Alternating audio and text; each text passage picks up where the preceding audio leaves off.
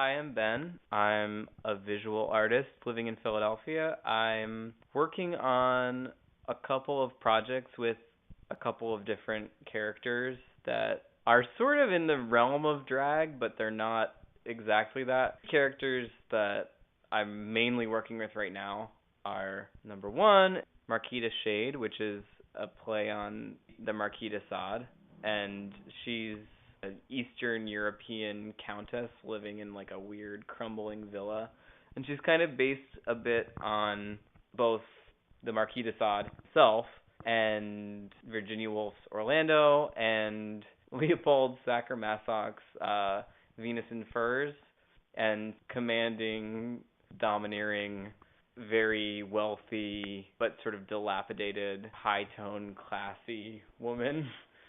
I have an idea for a TV show that I'm starting to work on that's called Unanswerable Questions, that would be Marquita Shade addressing questions left on Yahoo Answers that would have been left for the longest without anyone answering them, and she would go through the city and like go and ask people on the street, talk to strangers about how they would answer these questions, and also sort of think of like these very wild hypothetical responses for them. A big thing that I'm really concerned with is portraying things in a way that is sort of like a parody, sort of like satirical, a little bit off kilter of reality to poke fun at it, kind of, but then also in a way that has a lot of understanding and empathy underlying that. Because if you're just saying like, oh, I don't like that, I think that kind of thing is stupid.